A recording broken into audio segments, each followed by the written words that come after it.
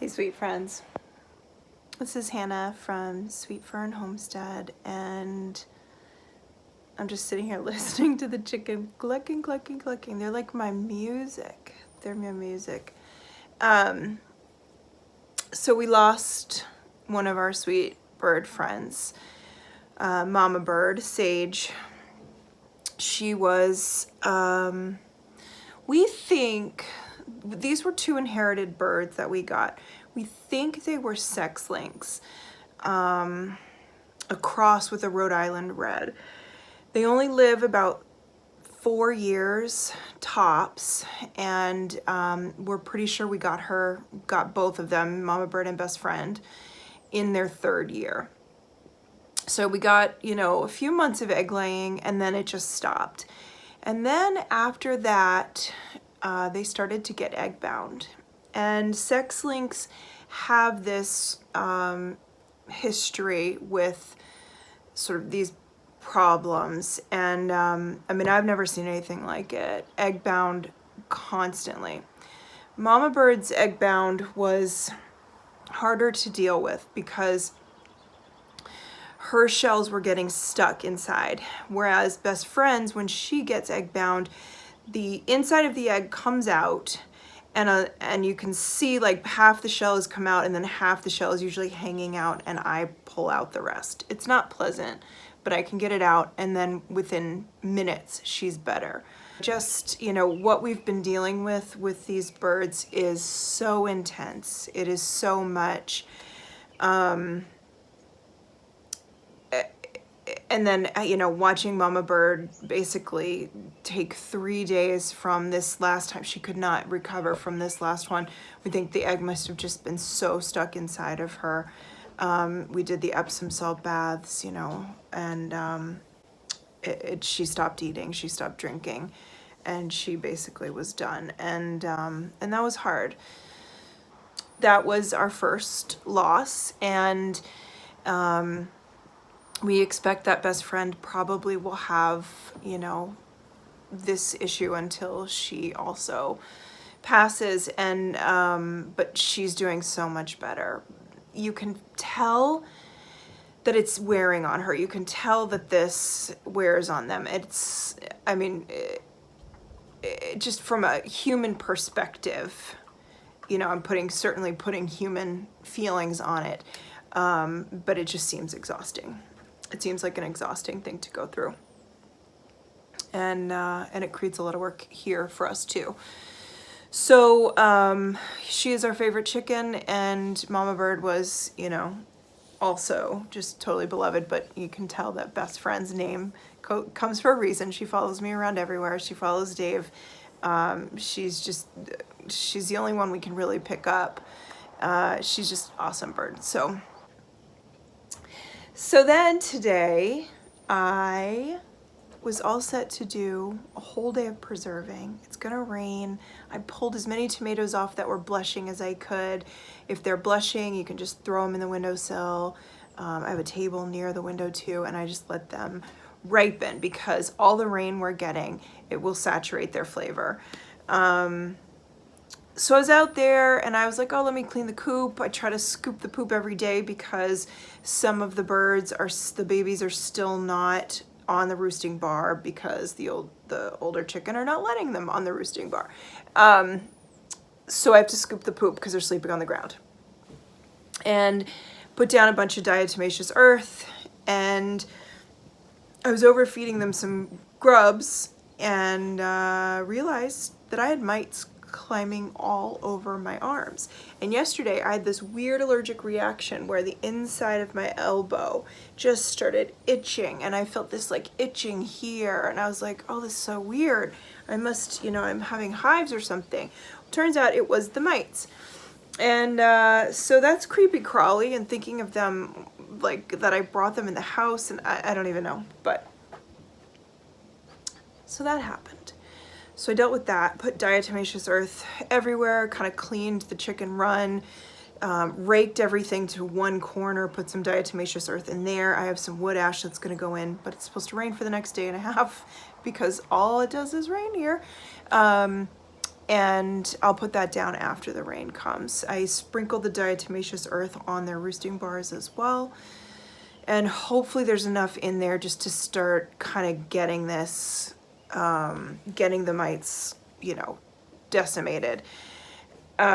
They were like, they're so hard to see, they're teeny tiny, but I could feel them. It was just like something crawling across my skin, and I tried to like just kill them, and I washed my arms off with a hose, and then I came and I stripped off my clothes, and I was just like, oh. So that's happening.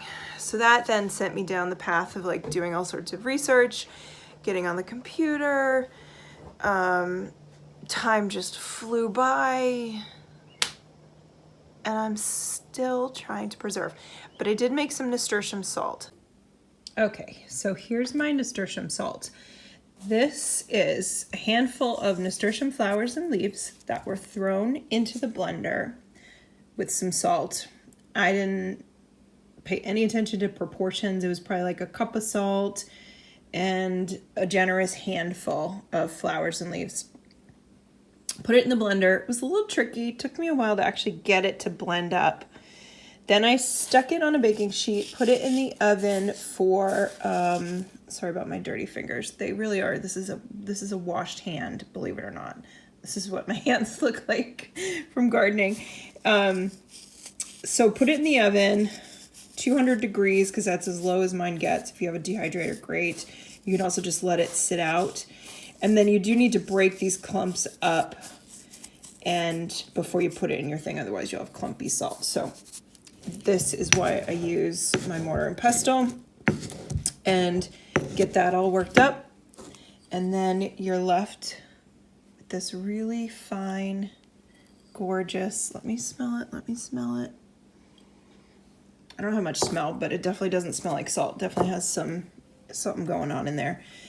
And I'll put a lid on and I'll store that. I'll probably do something like that because that's just sweet. I'll probably take the petals off and just store some dried petals on top because that's cute. Be a great gift.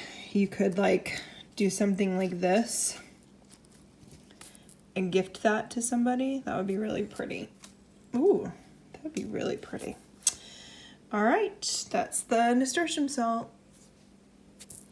And I want to ferment some beans, blanch some green beans, get those in the freezer, cook up some eggplant and onion and Thai long beans for a green curry soup, and triple it so that I have a bunch of that in the freezer. There's a lot to do. So it is supposed to rain tomorrow too, so I guess I will do that. And I have a lot of baby seeds ready for the fall garden. I've never tried planting peas in any other way but direct sowing, so this will be interesting. I wanted to get a head start on them. I also just know that if those rabbits get a hold of too small of a pea, that they probably will eat them, and I do want to plant some outside the fence to grow up along the fence. So we'll see. I'm going to direct sow a bunch along a cattle panel that has some tomatoes that are really not going to make it much longer. So I will just see if we can get a bunch of peas growing, shelling peas hopefully, though I might try to sneak in a few snap peas. The dwarf varieties tend to do better this time of year, so I am going to do a bunch of dwarf varieties, but I'm also going to do some that grow up because why not? You never know. Like, we have no idea what the weather's going to do. It's been so crazy. What else is going on around here? I was sick. I'm still not feeling great, and I've just kind of quarantined myself for about a week. Kept myself away from as much as possible. You never know, you know, with this Delta variant, I am not willing to take a chance getting anybody else sick, and even if it is just a bad cold, I don't want to pass that to anybody either after we've been, you know, in a really long season of not being sick. So it was quite a shock to my system, and I've been making up these big batches of tea infusions from the garden. I grab mint, echinacea, lemon balm, pineapple sage, a few of kind of the more cool kind of Thai basils, Tulsi basil, calendula. What else am I putting in there? Sometimes some leaves, like you can do raspberry leaves, blueberry leaves, that kind of thing. I guess that's about it. So I've been making up a huge gallon of that every day and then letting it steep overnight, putting it into mason jars the next day, and then putting it in the refrigerator. Sometimes I have some warm at night, in just kind of the, like, as it's just started to steep. And that's felt amazing and hydrating and just wonderful. Having that is incredible. Oh, and oregano flowers I put in there too. So I am trying to dry all of those things and then make a couple of huge glass jars, dried, all mixed up, that I'll put in the pantry, and that will be, I'll be able to drink the same basic idea during the winter. That will make me incredibly happy. Yeah, so I'm gonna make some herb salts, ferment some salsa, ferment some green beans, tomato chutney I want to make. I need to can some salsa also. I've got the Thai thing. Oh, I'm gonna do a I love kimchi pork fried rice. So I'm gonna get the basic idea of it started with like the ginger, scallions, garlic, carrot, zucchini. I'm gonna get that all cooked up, and I'm gonna like quadruple that. And then I'm gonna bag that up individually. So then if I wanna do fried rice at any point, I can just pull that out. All I'll have to do is cook up the pork, get the rice, and then add the kimchi in, hoping that I have enough kimchi that lasts me for a while. So that's a fun one too, because that's one of my favorite things to eat. And then I could add peas to that if I want. You can add scrambled egg to that, but basically that idea will be there. So then the carrot's preserved, the zucchini's preserved, the garlic and the ginger and the scallion all preserved in the freezer, ready to go. It makes a very quick meal. Same thing with that Thai soup, same idea, getting the eggplant, the onion, the ginger, the garlic, the Thai long beans, zucchini if I want to put zucchini in there too, you know, all that stuff. Get that all made up, put it into baggies, and then put it in the freezer, and then that will be ready to go. So that's gonna be great. I'm really excited for things like that. The other thing I've done a lot of is zucchini boats. I have a ton of zucchini boats. I'm gonna do one with some chicken and rice next, maybe like maybe something sort of Spanish flavors, some olives in there, something like that. I think that sounds really good. I've got peppers starting to come out, so like a rice, tomato, you know, paprika, that kind of thing. Olives, chicken rice, that's yum. Put that in the zucchini boat. So what I do is I take the biggest zucchini, and sometimes I purposely grow them a little bigger for this, cut them in half, scoop out the insides, but I leave a pretty good, you know, I just try to take out mostly the seeds. When they're big, it's perfect, because I want some meat in there too. The seeds, the guts, you can cook that up and just throw it in any soup you've got going at the moment, or any sauce. Just use that up very easily. Then I blanch those. So I blanch the entire half in salted boiling water very quickly. Take that out, give it a quick shock if you want. I don't usually, because I just let it cool. I don't cook it too, you would have to keep it in that water for a long time to cook it through. So I just take it out. Put the filling in, the cooled filling, once it's cooled, and then lay it on baking trays, and then get that into the freezer. Do a quick flash freeze of that. Once they're frozen, I can fit about 3, unless they're really big, into a gallon Ziploc baggie. So I've got a ton of those in the freezer. Yes, they take up a lot of space, but that is an instant meal. So I don't know which of the kids will eat that. That'll be for Dave and I when it's just him and I for dinner. So it'll be good. So preserving is in full force, full effect. It's happening. I'm gung-ho. I just, you know, all these little things come in and overwhelm me, like the mites and sick chicken and being sick and rabbits eating the tops. I think it's rabbits eating the tops of all my broccoli and my carrots. And I don't know.